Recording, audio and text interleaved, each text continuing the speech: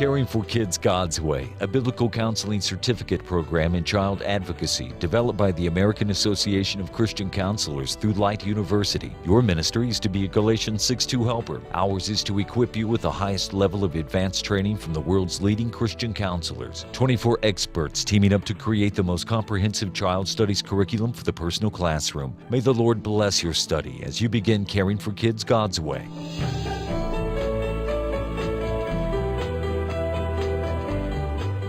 Best-selling author of over 70 books, including Everything I Know About Parenting I Learned from My Puppy, Caring for Kids God's Way presents marriage and family therapist H. Norman Wright, Grief and Loss in Childhood. A number of years ago, I went back to Minneapolis to do a seminar for some friends, and they had moved to this new church about 3 years prior. And when I was there, I was talking with the wife, who was a professional counselor. Her husband was on staff at a church. And she said, "Norm, I hate to admit it, but the first 2 years that I came here, I was in depression. And I couldn't figure it out. I was a professional counselor, and here I am depressed." So I finally bit the bullet, and I went in for counseling. And it was interesting what we discovered. Because when I was young, when I was in my preschool years, up to the age of 5, I spent more time with my grandmother and really bonded with her. And at the age of 5, grandmother died, which necessitated a major move from the country into the city. And what I discovered in that counseling was that I had never grieved over the loss of my grandmother, nor that move, and that's what was contributing to my depression. And this is the case with so many children today, that they've never had an opportunity to grieve over their losses. And because of that, they carry that with them into their adulthood, and it comes out at a time where you never even imagined that that was going to occur. And see, children respond so much differently in grief. I remember another family where the grandfather died, and the 3 and the 4-year-old weren't allowed to go to the funeral or the graveside. And one day they were riding with their mother, and the mother said, "Would you like to stop by the grave and visit where Granddaddy is buried?" And the children says, "No, we can't." "Well, what do you mean you can't?" "Well, we couldn't go to the funeral because we were bad."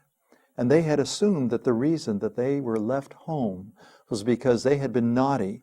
And so immediately the mother told them, "No, that wasn't the reason. That was our mistake. We should have allowed you to have gone there. So let's go over to the graveside." And she took them over and explained what the headstone meant and who all was buried there, and was able to take care of that misconception that children have. And there's a lot of children today who wondered, why wasn't I allowed to go to the viewing? Why wasn't I allowed to go to the funeral? And there was no explanation. Now, when the children do go, you can expect different reactions, and you can expect a lot of different questions. There was another family that went. There was a viewing of a grandfather again. And while they were there, they were quiet and everything. And then after a while, the children started to act out and were really misbehaving, and the parents couldn't figure out what was going on. And they finally said, "What's the matter?" "Well, Jack wasn't able to come and say goodbye to Granddaddy." Jack was their large dog, and he was a favorite of the grandfather. So the family went home, put the dog in the car, came back to where the body was laid out for the viewing, and the dog got up there and licked the grandfather's face and said goodbye in his way, and the children settled down. You have to expect that children are going to respond so much differently than we do. And one of the questions that's important for you to ask yourself is, what were you taught as a child about grief? What were you taught about loss? And what do you believe today about grief? And what do you believe about loss? See, there are so many losses that children experience.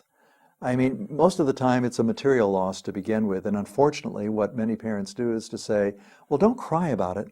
We'll go down and get you a new one." And they're taught the principle of replacement. And you can't replace a lot of the losses. Children have losses when they break something. Children cry when they drop an ice cream cone in the dirt. In fact, I've seen adults get upset over that one. Children have a loss when their friend starts playing with someone else, when they don't have the same teacher that their sibling had in school. Children go through a loss when the parents not only divorce, but when they remarry, because maybe they're no longer the firstborn in the family, maybe no longer do they have the room anymore. Losses occur when your friends are bumped up to the advanced class and you're left behind, or maybe you're put up to the advanced class and you leave your friends behind. And the losses just begin to accumulate, but we don't talk about these when we're a child, and so they continue. There's 4 major losses that most children experience during either the preschool or the elementary years. One of them is a loss of a grandparent. The second one is a loss of a pet. And a third one is a move. Moving for a child can actually be very traumatic. A friend of mine told me that they were moving back east, and they lived out here for a number of years, and he was concerned about his daughters. And so what we worked out is that Kyle and his wife and the 3 girls went into each room and they reminisced, and they talked about the fun times and the pleasurable experiences and the funny things that happened in each room, and then they waved goodbye to the room. And when they did that, they went into the backyard and they did the same thing and waved goodbye to the backyard. And what it did, it helped them not look backward so much and look at what they were leaving and missing, but then they began to look forward with anticipation to what their new life was going to be like. You know, there's a phrase that we use all the time: I was at a loss for words. And that is the phrase that I think really depicts what happens to a child in grief. Cognitively, they're not capable of talking about or understanding what has gone on. They're not able to put it into words. And so sometimes it helps to even say to a child, you know, could it be that you're just at a loss for words right now? You just don't know how to describe this? And most of the time, they're going to go ahead and they say, oh yeah, that's exactly what's happening. I can't explain it. Children are the forgotten mourners. That's what burdens my heart. When a father or a mother dies in a family, the father who's left behind, all the people are surrounding them. When the mother loses her husband, the family usually and the friends surround them. And over in the other part of the room, you'll find the teen or the child. And because people think they're unique and they're isolated, so I call them the forgotten mourners, because they often don't have anyone ministering to them. But they're just little adults. They grieve and have the same needs we have. They just only have concrete thinking. They lack the abstract thinking.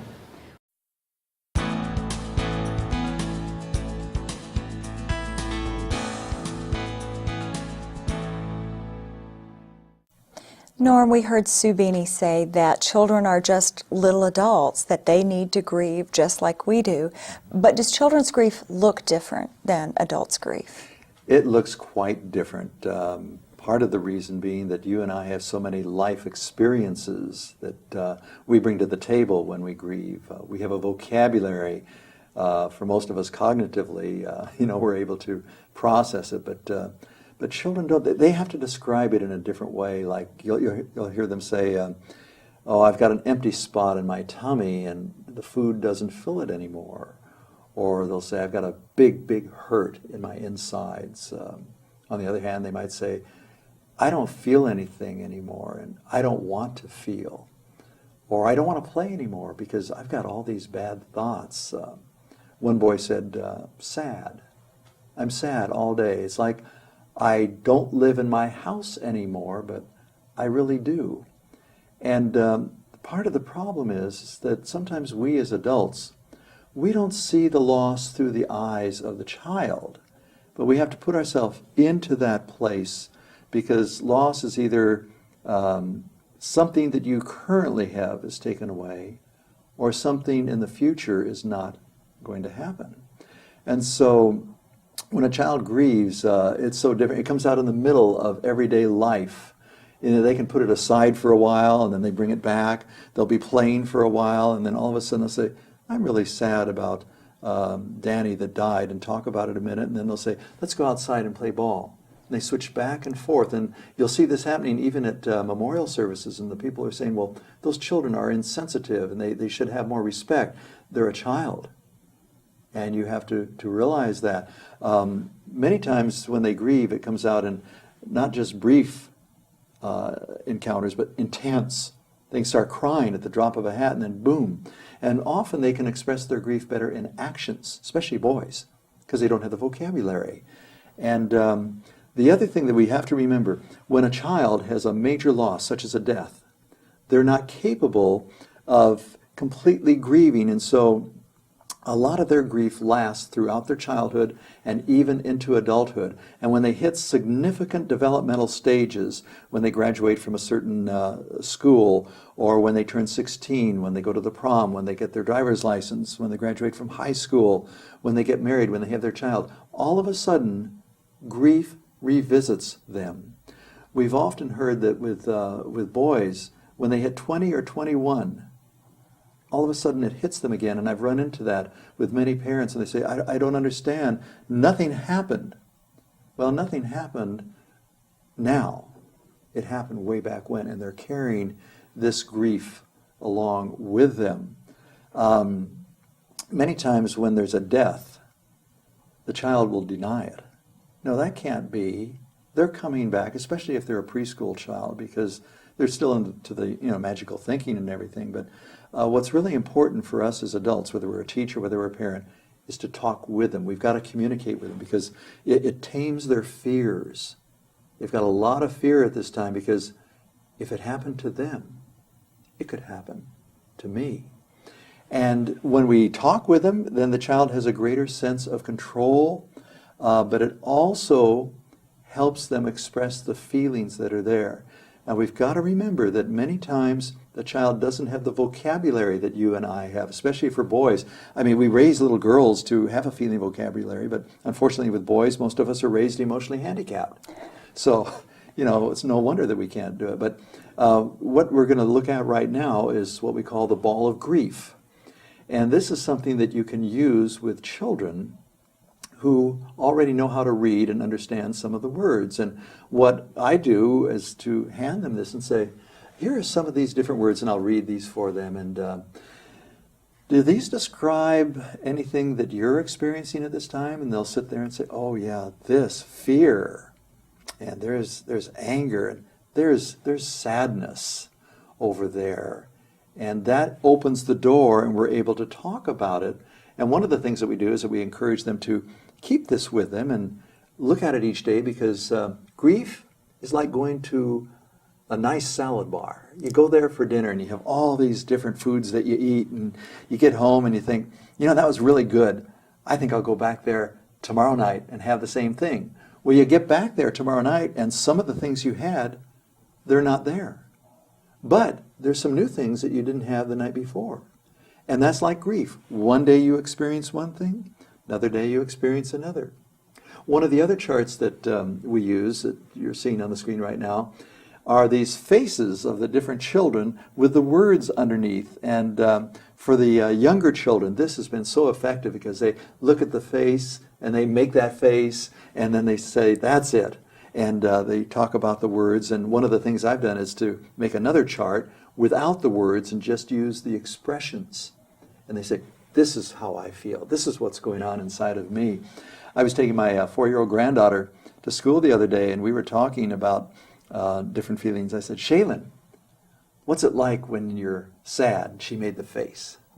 And what's it like when you're afraid? And she made this face. And then we got to anger.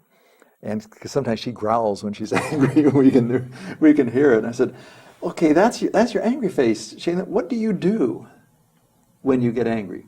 She says, I count to 10. And she counted for me. And I says, does that help? Yeah, it helps sometimes. Okay. And so these are things that you can do with your children, is teach them a feeling vocabulary, to acknowledge that there's an empty spot inside of you, to come up and say, you know, now that your kitty is no longer here, it's like there's a little piece missing, isn't there? Yeah, there is. Yeah, there's a piece missing in my life too. And it makes us sad. Yeah. How do you look when you're sad? And you make the face. And where's sadness in your body? And sometimes they'll say, oh, it's here or here or here. I think one of the most graphic descriptions of a feeling from a child was, where's your anger? Oh, it's in my tummy. It's like there's a volcano in my tummy. And Norm, that brings me to a question. We may have kids that aren't saying things like there's a volcano in my tummy, or they might not be expressing that something's wrong, but we know that grief is there.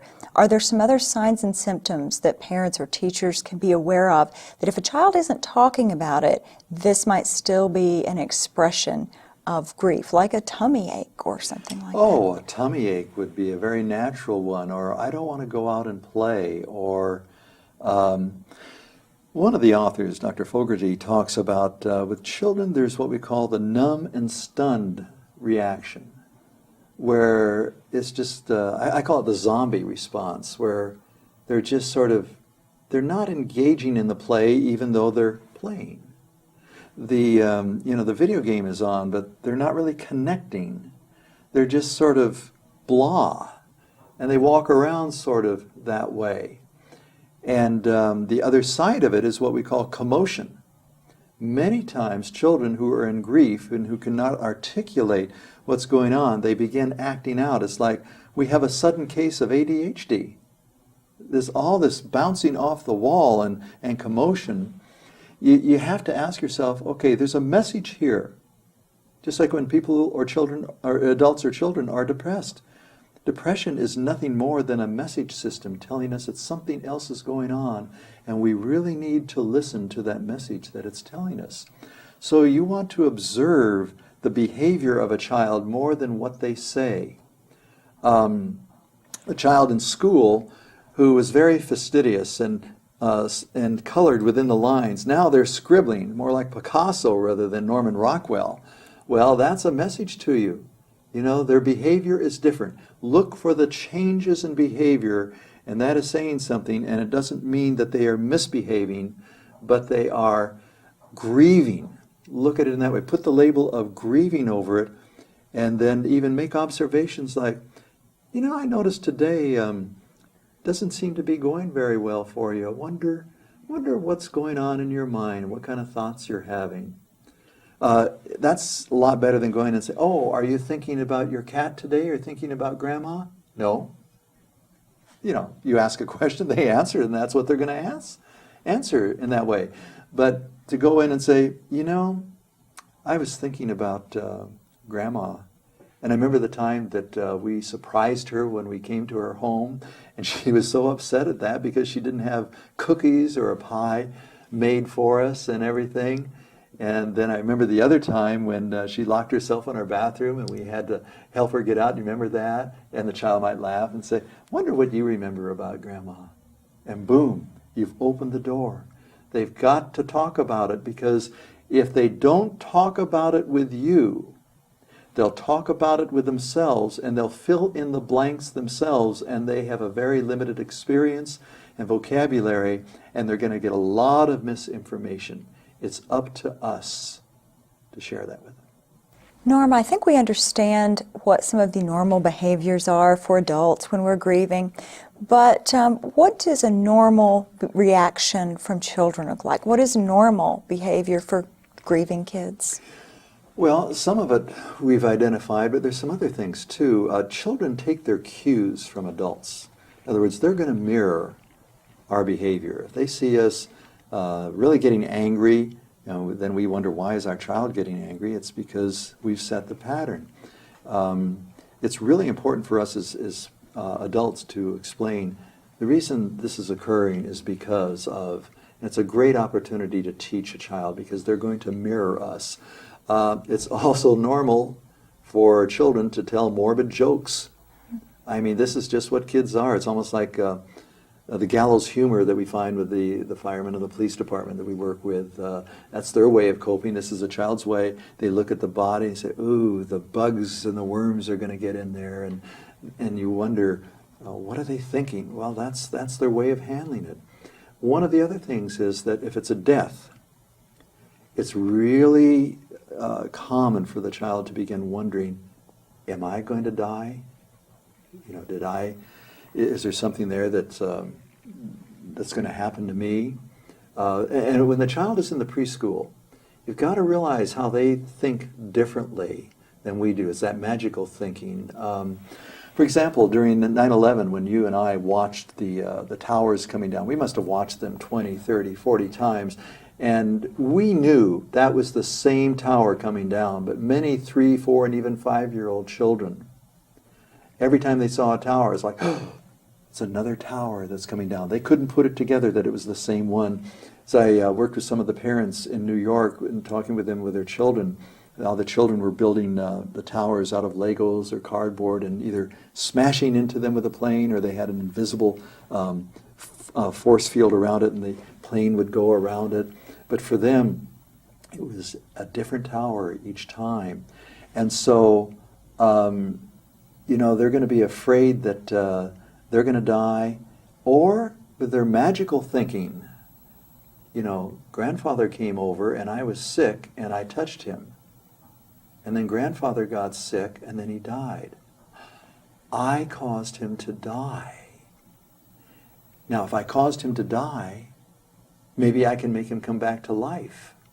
This is very, very normal. The children are going to eavesdrop. They're going to listen to everybody and pick up bits and pieces and try to put it together themselves. And so they think about the different events and then they draw their own conclusions, which is why we've got to talk with them to help them express it. And one of the big things that's important too is that for many children, it's easier for them to draw it out rather than talk it out. So give them the opportunity to draw, to play it out with the puppets, with a dollhouse, and that way you just eavesdrop. You just listen in, and they've just given you a great opportunity to discover what's going on. Norm, I know that one question a lot of parents or teachers, adults have is, can I explain death and dead to a child, and how do I do that? In fact, I think parents are hoping that question isn't going to come up. What I say? I mean, how many adults can explain what dead is? How often do we talk about death or dead in our society? We don't. We use all these euphemisms. When we kill animals, we put them to sleep. I know I shock people because I say, no, we had to take the animal in and put it to death. Well, that's a little harsh. Well, yeah, but that's what it is. It's not sleep. When a person has died, what do we say?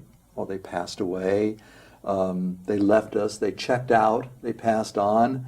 And so we've got to avoid any statements like that with a child, like, they're just, they went to sleep, or the Lord came and took them. What does that do to their belief about God and theology? And we've really got to be careful there. I think we just come right out and say, with dead, a person's body has just stopped working and it's not going to work anymore. It's not going to be able to do all the things that it used to do. They won't have the feelings that they used to have.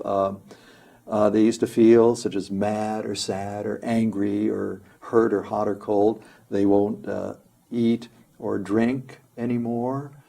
They can't go to the bathroom. They can't urinate anymore. And then you're hoping that that's going to settle it with a child. Probably it doesn't. They come back and they say, well, will Fido ever move again, or Grandpa ever move again? No, his body has stopped working. Well, why can't they fix him? Well, once the body stops working like that, it can't start again. And if they go to the viewing, they say, well, why is he cold? Well, the body only stays warm when it's working like ours. Well, why isn't he moving? Because his body isn't working anymore. When will he come back? He won't. When people die, they don't come back.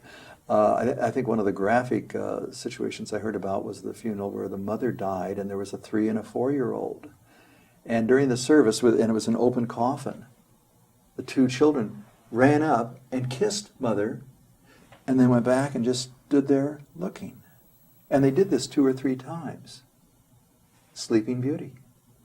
You know, they see stories. Trying the to wake her Roadrunner up. Yeah.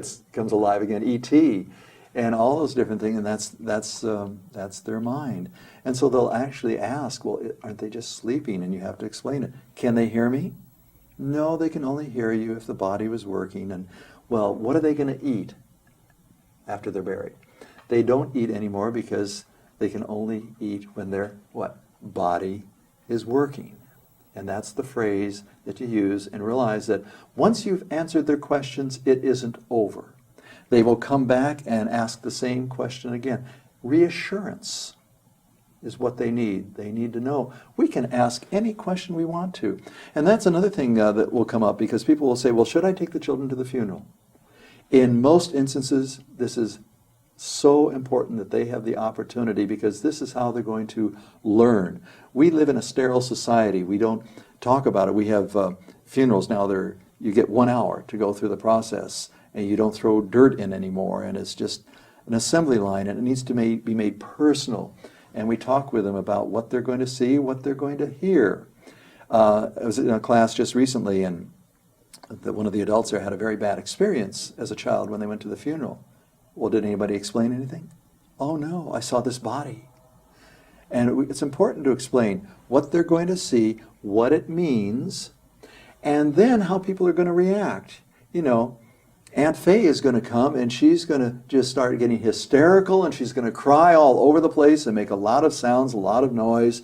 Uncle Fred's going to come, and he's going to glance at the body, and then he's going to go sit in the other room and be quiet, because that's the way he processes grief. And then afterwards, we're all going to go to somebody's home, and they're going to have food there, and some of the people are going to be crying, and they're going to tell stories about so-and-so, and some will be laughing, because this is what people do. Sometimes you laugh because you remember something funny, and sometimes you cry because the sadness is there. And you know, that sadness is going to stay with us, not for just days, but probably weeks and months and even years. And when we come to certain holidays, we're going to look around and say, oh, they're not there anymore. And that's when the sadness will come back and hit us. Norm, how much information should we give children about a death, or maybe how many details should we give them, particularly if some of the information about how someone died might be particularly gruesome or painful? I think there's several questions you have to ask yourself. How close was your child to the person who died? I mean, if it was a casual acquaintance, somebody down the block or whatnot, for one thing, the child's probably not going to be that upset, but they don't need as much information as if it were a very close family member, a sibling, a parent, even their pet.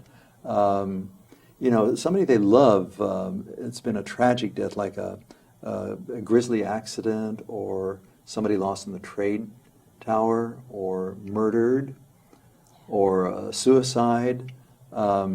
You know, like if somebody was murdered, maybe you explained that, you know, somebody was shot, and you know, there was a bad individual that we didn't know that came into the store, and or Uncle John went crazy and shot Daddy, or sometimes people get really mixed up, and they do things that ordinarily they wouldn't do, and this is what happened to your father, that there's something terrible that happened in his life that we don't fully understand, and he killed himself. And you just share it, and you just don't give all the details that they can't process, that they can't comprehend. They'll keep asking questions, and you have to be very, very selective in what you say. But they've got to be told the truth, because they will learn the truth. And the choice is, will they learn it from you, or will they learn it from others? It's going to come out. So one of the things, too, they need to know is that death isn't something they need to fear, and especially as we share this within the context of our faith. And they need to know that God is there, you know, caring for the person who dies. And it's really important that you do your homework on theology and what the Scripture says, because they're going to ask a lot of questions like this. But when we think about children, you know, there's several things that a child needs to have after there's been a death. They need to know that they need to feel safe again. Somehow we need to create an atmosphere of safety where they can come and talk to anybody, but they need to have a predictable life. One of the problems that occurred down with Katrina is that hundreds of thousands of children were uprooted from their homes. They didn't even have a school to go back to, and that's what really can give them stability. Everything is totally new. We have 90 families in the city that I live in that are trying to get some sort of stability.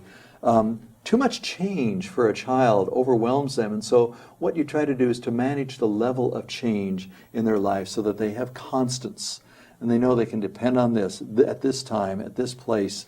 And what's really important is that we as parents or teachers, we've got to be there for them. Just to sit with them sometimes and play with them without explaining or talking, but just helping them know that every day after school we sit down and we play this game. Maybe it's checkers, maybe it's something else. But it's up to us to help them discover control. Where can they find that they're in control? Maybe it's feeding the animals. This is their task. They need to have tasks. They need to have that routine. They also need to understand grief. This is it sounds strange, but it's a great opportunity to teach them what grief is. Going back to the scripture and talking about, here it says that they experience grief. What is grief? And we talk about that. And something really important, help them resume their childhood. They need to be children. They don't need to be made into young adults. When a child loses a parent, they've lost part of their childhood. When they have other losses, they tend to lose this. But get them back. We don't want to make statements like, now you've got to be the man of the house or the woman of the house. No way. No. Let them be a child. Put them into children's activities. This is so important. But above all, be there for them. Pray with them. Pray for them. Talk to them about, what would you like to pray about now as we're, resuming our life? Our life is not going to be normal. It's going to be a different life. We have to relearn our life now. And they need to know that grieving is like a time of convalescence. If you break a leg or an arm, what do? Well, you convalesce. You just sort of wait, and gradually the healing occurs. This is what happens in grief.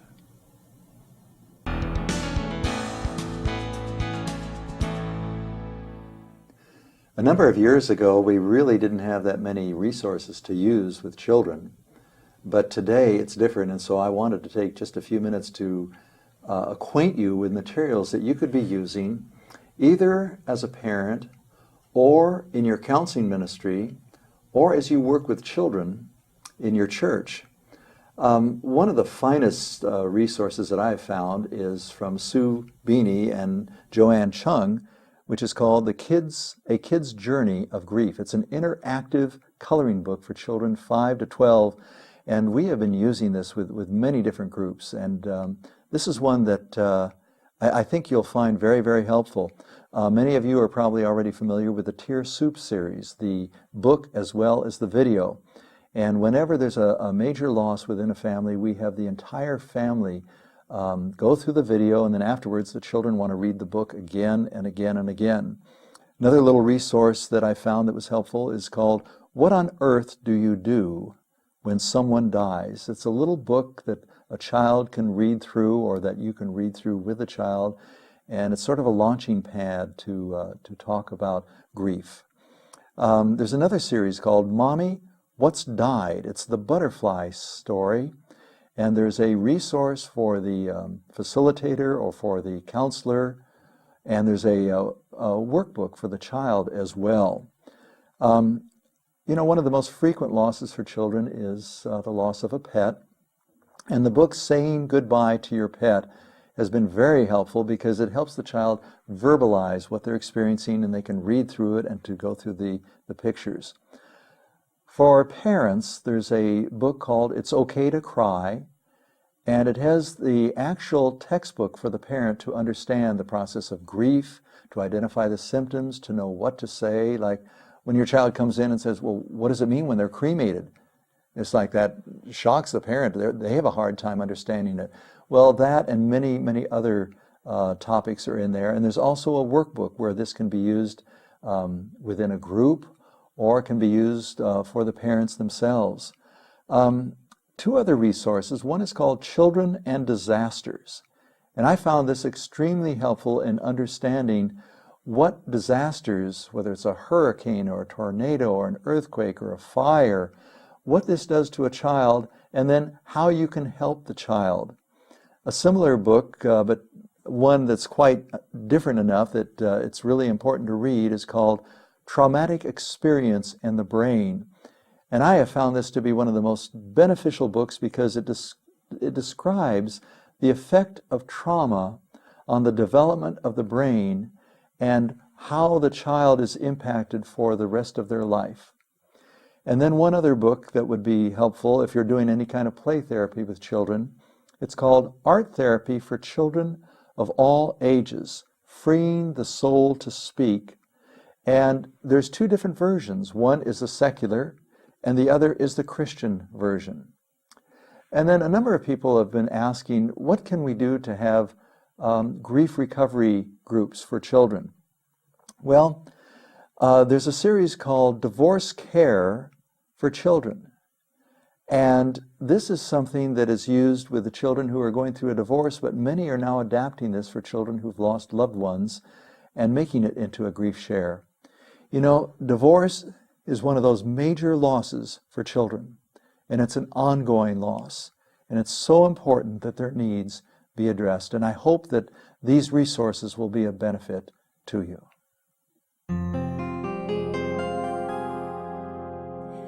Norm, can you tell me a little bit about what we mean when we say trauma and how trauma affects children?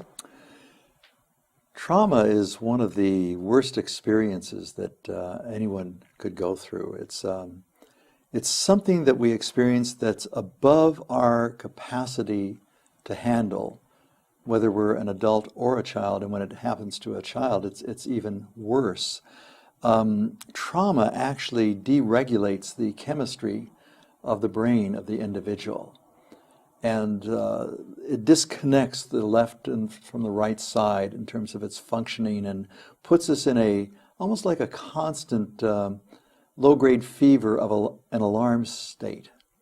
And that's why there's overreaction and the hypervigilance and the flashbacks and the instant arousal that occurs. And you know, many times when we think of children and trauma, what comes to mind?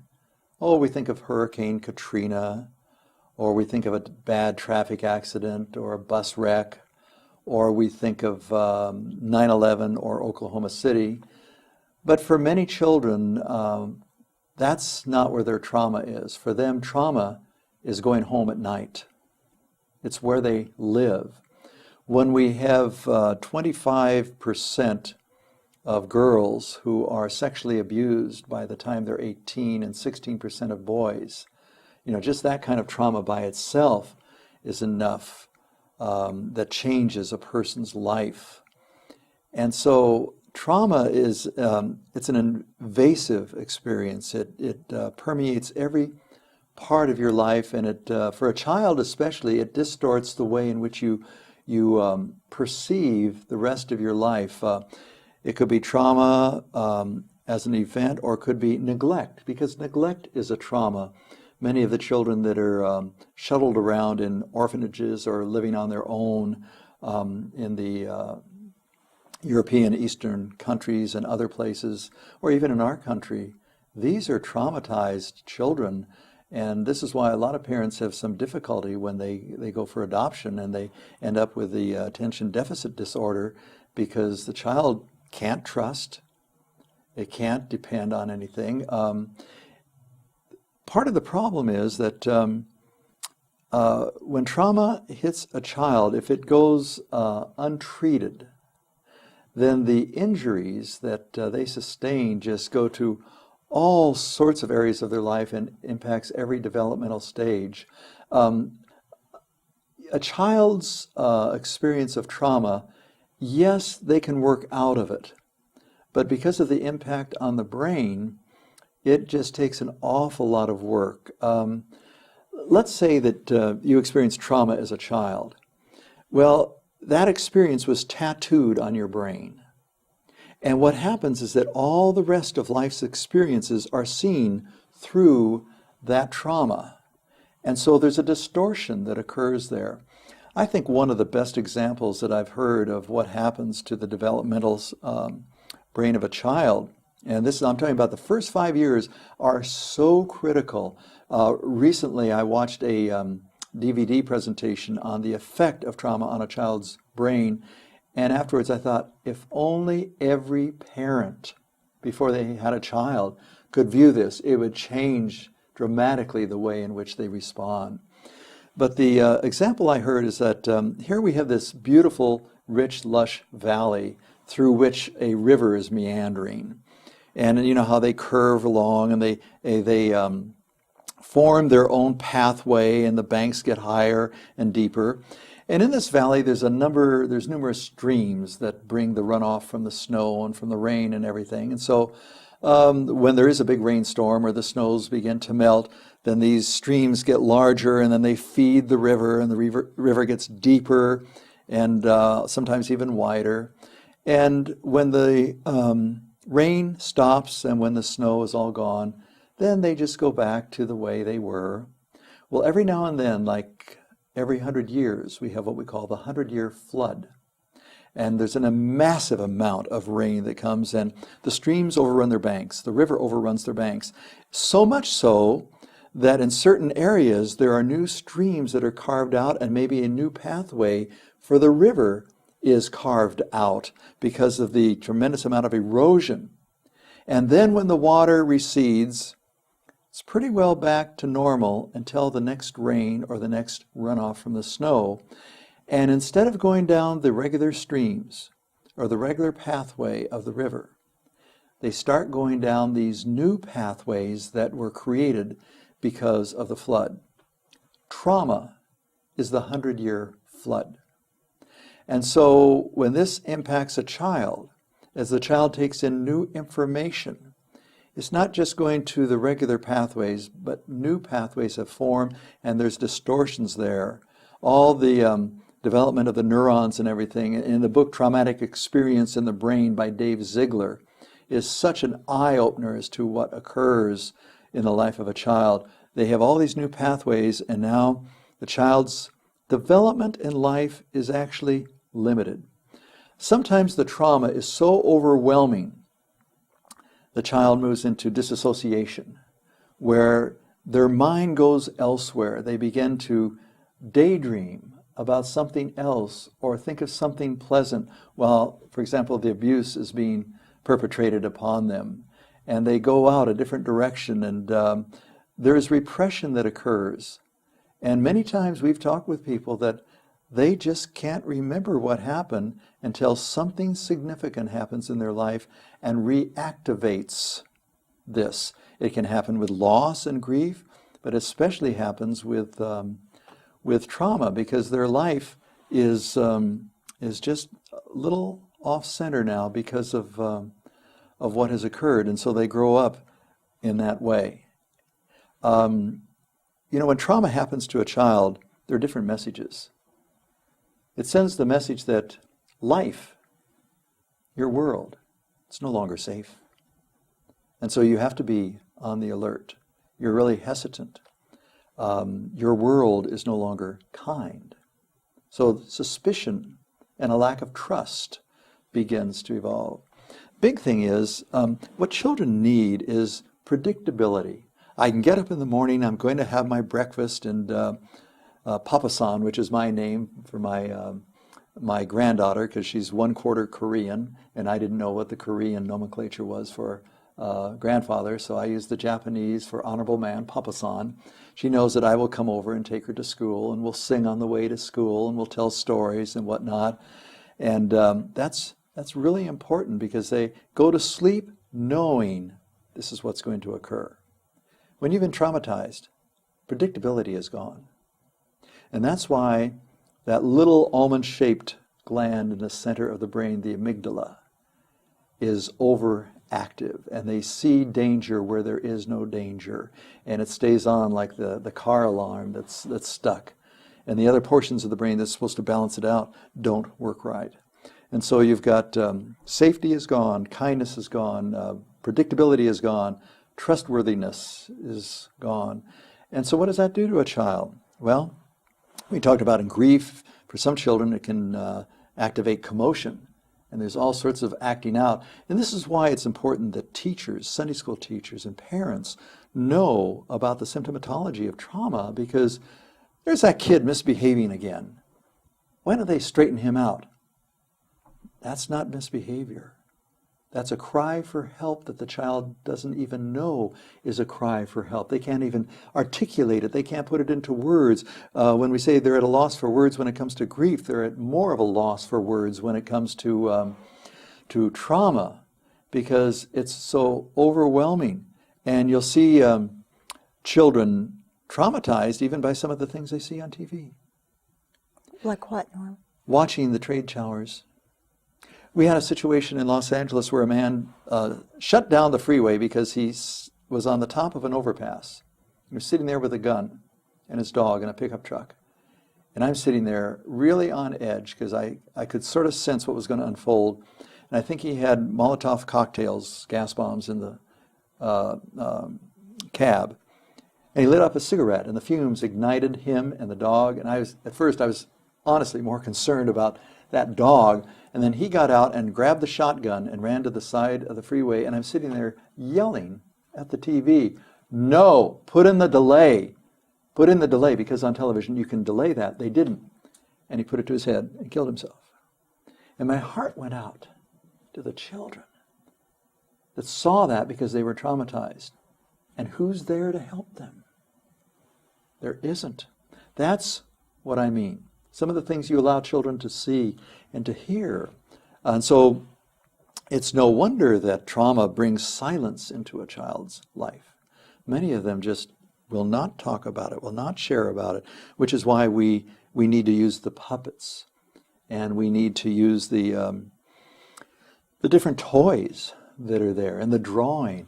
And whether we're working with a child with grief and trauma, you know what you do? You get down on the floor with them, you play with them, and this is where animals come in that's so important. My co-therapist at the present time is my cat, because he comes in to greet everybody, comes up and sniffs your knee, and then he lies back on the floor like this, which is a great model of what would it take for you to be able to have that calmness and that peace? Or tell me about the times when you feel this peaceful or calm. Or what really helps is, too, with children, is bringing a dog in. A friend of mine has a therapy response dog, and St. Charles Cavalier Spaniel, and Dr. Abrams, just a neat woman. And I've taken some training under her, and trying to get my dog certified under her. And there was a shooting at a school. And so she went up with her dogs. And she went into the classroom, and here are kids who have been traumatized. Well, they're sitting there hugging the dog, and the dog is just letting them touch them. And the calmness, because we know that your heart pressure goes down. You begin to mellow out when you're petting an animal. There's a soothing experience that occurs. And so if you're working with children, bring in the animals, because they can get through where we can't. They won't talk to us. Jimmy, if you had a story to tell Shadow, I wonder what that story would be. Why don't you think about it for a minute? Pretty soon, Jimmy says, I love you, Shadow.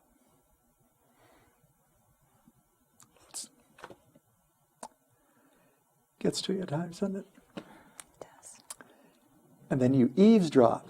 I'm a terrible eavesdropper. I listen to people talking. We go to a restaurant and I'm picking up 2 or 3 conversations, but I learn so much. But you do this with children. And all of a sudden he tells the story that he cannot tell you.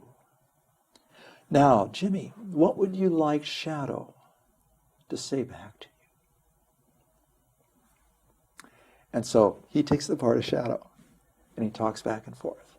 Well, you got your dog to do your work for you, you know? And that's what it takes. There's something else that happens. Sometimes children that are traumatized, they withdraw. Why? Because they isolate. They cannot handle what they heard or what they saw, what they touched, what they felt. There are no words. There's no way to process this. And so I can't share this with anybody except myself. And what's interesting with trauma is often when you talk to yourself about the event, you don't talk to yourself with words. You talk to yourself with pictures. And those pictures are coming from the right side of the brain, which, as we know, this is the emotional side of the brain. So it's filled with emotions, like a silent movie or still shots, and so they're going through it again. And actually their brain, and our brain, you and I, if we were in trauma, would be disconnected because we'd have words on the left side of the brain, we'd have the pictures over here, and we can't match them up. And so part of what you do as you help people is try to bring those together. Jimmy is here drawing a picture. Wonder what happened there, Jimmy? And he doesn't say anything about it. Later on, he's telling you the story. And you bring the picture back out. Jimmy, is this the picture of what you're telling me? Yeah. So if you put the picture there and just spoke about the picture, what would I hear? Casualness is really important. Slow. Because, and I'm using Jimmy, who is a male, so we know it's going to be more delayed, okay? Harder for him to express anyway. Harder to express. Plus, men have to put this on their, on the back burner and share it. And think about it and process it. Then, what if Jimmy is an introvert child? Harder yet. Harder yet, because most introverts take at least 7 seconds before they answer a question. And if you've been traumatized, it can go on and on. One of the things you've got to learn to do as you work with people in grief and trauma is to value the sounds of silence. Because silence means not that they're not talking. They're not talking to you. They're talking to themselves. And what we talk about is practicing the presence of our Lord by just being there next to a child, next to a person, just connecting with them. When I was a youth pastor and I drive kids around all the time, I hardly said a word, but it was amazing what I learned about their life and what's going on by just ignoring. You didn't say much. Now I'll let you guys talk. Okay, hope we didn't bore you. Not in the least. Because that's how you learn. As we're training people in counseling those with trauma, if you're talking more than 10% of the time, you're talking too much. 10%, really? Yeah. Your job is to get them to tell their story. I want to hear your story, whether it's an adult or a child. Hey, tell me what happened. I'm really interested.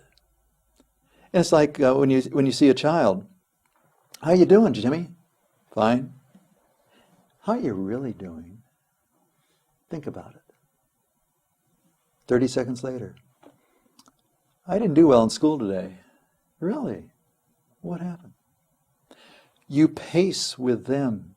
You can't force them into being, like you are. When a child has been traumatized, one of the big things they need somebody they can depend on, they can trust. They need comfort. It's like 2 Corinthians 1. With the encouragement and the consolation and the comfort that you've received, you'll be able to comfort and console and to encourage others. This is our calling with the children. They've got to have somebody they can really depend on.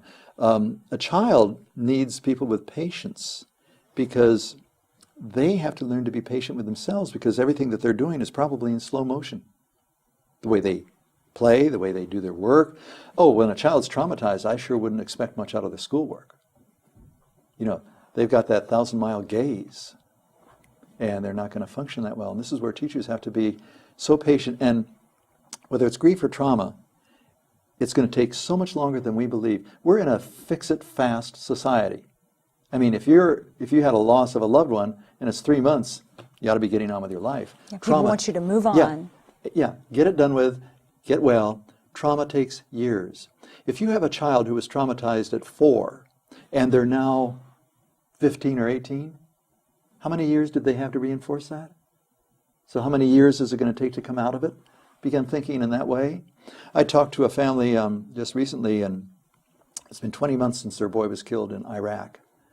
And the gentleman is a chaplain, and they wanted an assessment on how's he doing. And so I spent several hours with him, and I finally said to him, you know, Mark, it's 20 months. You're where you should be or ought to be at 20 months for your 10-year journey of grief.